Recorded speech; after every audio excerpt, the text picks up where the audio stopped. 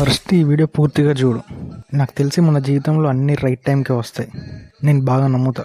అలాగే నీకు కూడా ఈ వీడియో రైట్ టైంలోనే వచ్చింది అనుకుంటున్నా. ఈరోజు ఏదో ఒకటి కొత్త విషయం తెలుసుకున్నా అనిపిస్తే సబ్స్క్రైబ్ చేయి, ఒక లైక్ కొట్టు, లేకుంటే స్కిప్ చేసేయి. Welcome to my journey SG. My name is Sai Ganesh.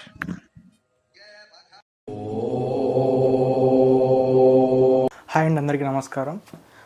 నేను రీసెంట్గా పాడ్కాస్ట్ చేశాను స్వామి వివేకానంద గురించి. Dark side of Swami Vivekananda అని, స్ట్రగుల్స్ ఆఫ్ వివేకానంద అని ఒక సిరీస్ స్టార్ట్ చేయబోతున్నాను చెప్పాను. సో కొన్ని కామెంట్స్ వచ్చాయన్నమాట నాకు. ఏంటంటే, నువ్వు తెలుసుకోకుండా మాట్లాడకు, స్వామి వివేకానంద ప్రాస్టిట్యూట్ దగ్గరికి ఎందుకు వెళ్ళాడు, ఇలా రామకృష్ణ పరమహంసకి స్వామి వివేకానంద గొడవలు ఎందుకు అయ్యాయి. సో లాట్ ఆఫ్ క్వశ్చన్స్ అడిగారు అనమాట. అంటే వివేకానంద ఫారిన్ కంట్రీస్లో కొంతమందికి గాలి ధూళి ఇలా దయ్యాలను విడిపించే కొన్ని ఉంటాయి అన్నమాట. సో నేను అవన్నీ చెప్పాను. అవన్నీ చెప్తే ఇవన్నీ నిజమేనా, నువ్వు పిచ్చి పిచ్చి అన్నీ ఇలా చెప్పకు, ముందు తెలుసుకొని మాట్లాడి, ఇలా చాలా ఇలా నెగిటివిటీ ఎక్కువ వచ్చింది. సో నేను ప్రూఫ్తో సహా చూపిస్తాను అనమాట. ఇవి 2 వాల్యూమ్స్ స్వామి వివేకానంద బయోగ్రఫీ అనమాట. అరౌండ్ ఒకటి 500 పేజెస్ ఉంటుంది. ఇది 500 పేజెస్, ఇది 500 పేజెస్. అరౌండ్ మొత్తం ఓవరాల్గా 1000+ పేపర్స్ ఉంటాయి అనమాట. దీన్ని కంప్లీట్గా చదివి ఒక్కొక్క పేపరు చదువుతుంటే ఏడుపు వచ్చేసింది, అంతలా ఉంటుందన్నమాట. అసలు వివేకానంద లైఫ్ గురించి తెలుసుకుంటే లిటరల్లీ కంట్లో నీళ్ళు వచ్చేస్తాయి. నేనైతే చాలాసార్లు మధ్యలో ఆ బుక్ ఆపేసి ఏడ్ చేసేవాడిని. సో మనం ఎప్పుడు మాట్లాడినా తను గొప్ప వ్యక్తి, సో ఇవే మాట్లాడుకుంటాం. కొటేషన్స్ లేదంటే వివేకానంద గురించి గొప్పగానే మాట్లాడతాం. అతని కొటేషన్స్ అవి చేశాడు, ఇవి చేశాడు, ఫారెన్లోకి వెళ్ళాడు, చికాగోలో స్పీచ్ ఇచ్చాడు, ఇవి తప్ప మనం ఆ టాపిక్ వేరే ఏం మాట్లాడడం.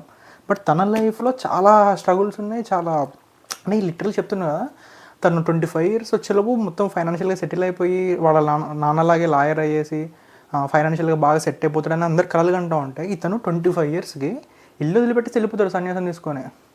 సో అసలు అతని లైఫ్ ఏమైపోయింది, అతని జర్నీ ఎటు నుంచి వెళ్ళిపోయింది, BA నుంచి భిక్షగాడిగా ఎలా మారాడు.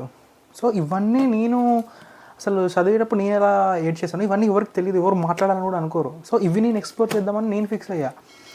సో నువ్వేమన్నా అనుకో, నీకు ఏమైనా క్వశ్చన్ చేయాలని ఉన్నాడా, కామెంట్లో ఏదో పెట్టాలని ఉన్నా కూడా ముందు ఇవి చదివి నేను చెప్పిన తప్పని నువ్వు ప్రూవ్ చేయి.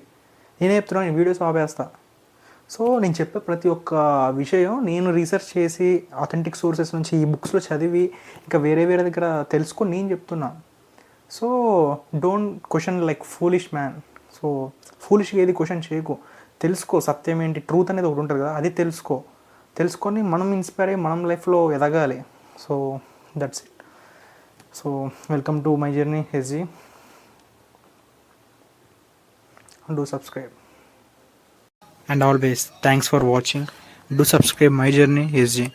సర్వం శివం జగత్.